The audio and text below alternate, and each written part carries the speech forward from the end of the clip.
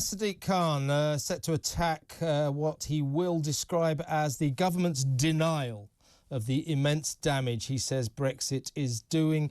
He wants us to rejoin. What is it that the London mayor doesn't like about a democratic decision of the people of Great Britain? Well, the thing is, he's actually not really even challenging that much the leaving the EU so much as not being aligned with the EU single market. And that's the thing. And as for the denial of the damage, that's the thing. No, I didn't say that. Denial of a democratic decision. Okay, yeah, so as far as the democratic part of it goes, we left the EU, we're out of the EU. What he's talking about is alignment with the EU single market, which, by the way, was not the decision of the British people. We did not vote to leave the single market. That wasn't on the ballot paper. In fact, if you were to actually... Well, isn't that part and parcel of being in the EU? No, because Norway isn't in the EU, but it is the single market. Well, if we didn't vote for that, why didn't we stay in the single market then? Because the Tories made that decision against our will. In fact, if you actually look at it, because we weren't asked about the single market in 2016. The only two elections we've had since, in both of those elections, parties that were firmly committed to staying in the single market got a majority of the votes. The British people have never asked to leave the single market. And as for the damage, that debate is pretty much over because we can all see it. In fact, the Tories aren't even denying it anymore. Rishi Sunak, our Prime Minister, he says that Brexit has damaged our trade with the EU. And he says the answer to our economic troubles right now, the poverty across the country, is economic growth. And his Chancellor, the guy he put in charge of the economy, says that rejoining the EU single market would improve our growth. He's simply choosing not to. So with millions of people across the country really struggling, he's choosing to keep us in pain. And their experts, the Office of Budget Responsibility, the economists that they use to make their economic decisions, they're saying that Brexit has cost 4% of our GDP. That's an equivalent of £100 billion a year, which equates to about 40 billion in taxes. So when you look across the country, things that need to be fixed, like the strikes, that's the worst estimates say that might cost maybe... So rejoining would solve the strikes? I mean, I don't think the strikes have got anything to do with Brexit. You asked the question. What on earth have the strikes got to do with Brexit? I'll answer the question. The most extreme estimates of the strikes say that it might cost 28 billion in order to pay them in line with inflation. That's the most extreme estimate. Well, according to the government's experts, the economists that they use to make their decisions, rejoining the EU single market would deliver an extra 40 billion in tax revenue. So they would easily be able to afford to pay them in line with inflation. So people's wages wouldn't suffer. This would solve the problems. Well, let me ask you this, Femi. Hypothetically, if we wanted to rejoin the single market, what would Brussels demand of us? They wouldn't just let us rejoin, would they? They'd probably make us open our borders again. They'd make us come into line with all sorts of EU diktats and indeed the EU outlook. We couldn't just join the free market without ramifications, could we? The single market is... Yeah, but answer the question. So what would Brussels demand? I am answering the question. Okay. It's four freedoms, which includes freedom of movement of people, free movement of capital, free movement of services. We don't want that, though. We don't want free movement of people. Says who? Our economy is... Yeah, I'll tell you who says it. That's the British people. That's what they voted for. Primarily, they wanted sovereignty over their own borders. It's not going very well, I admit, but that's what they wanted. They do not want free movement. Immigration. No, Femi, address the point. Femi, please address the point. The British people do... Oh, come on. Don't just talk. Don't just talk. Please, listen to me. Listen to me. Oh, come on. I just answered your question.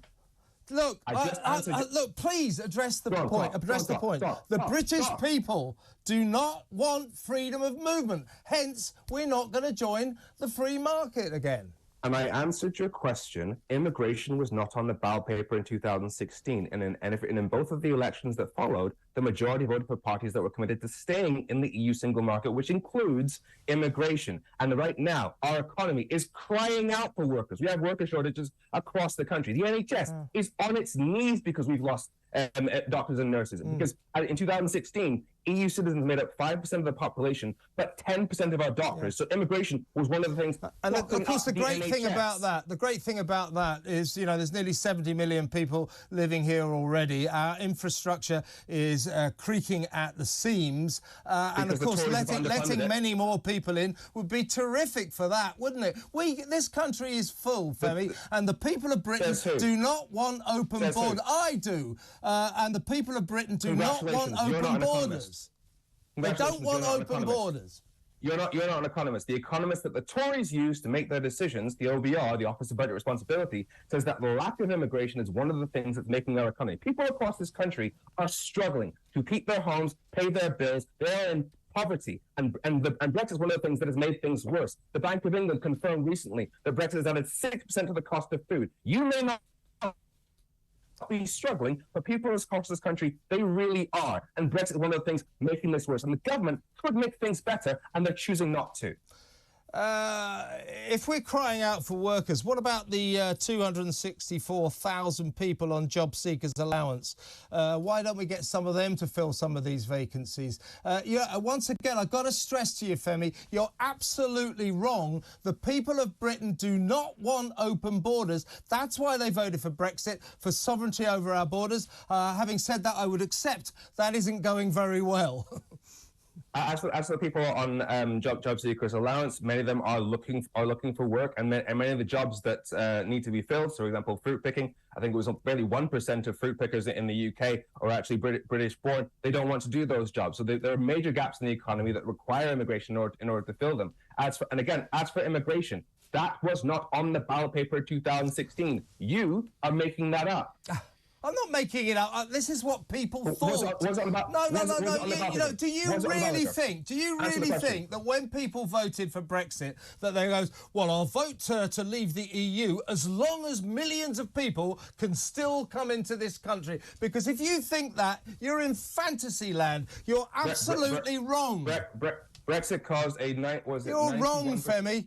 Look, but let me ask you a final question. I'll answer the question. Brexit caused a 91% drop in EU nursing applications after this. When nursing shortage is one of the major problems in the NHS. So I don't think when people just to clarify, Femi. Let me finish my point. No, I don't think in 2016. I don't think in 2016 people voted to Just to clarify, then, you think that the British people want open borders?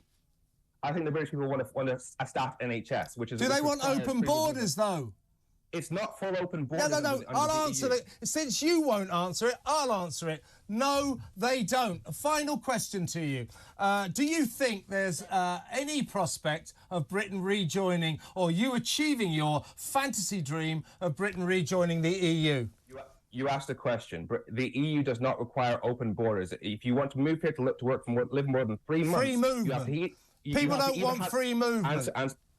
Kevin, let's have a civilized discussion. You have to have either a job or have enough money to not become a burden on the welfare state. If that's not open borders. As for do I think that it's likely that we'll rejoin the EU single market, that is a question of whether or not the government actually cares about the millions of people who are currently in poverty, because they have said explicitly that Brexit would make things better for the people across this country. They're simply choosing not to do it. People who are struggling to feed their kids, keep their homes right now, there is an answer. They're simply choosing to keep that's what they're going. They're going, I can't afford my gas bill. Hope we rejoin the EU.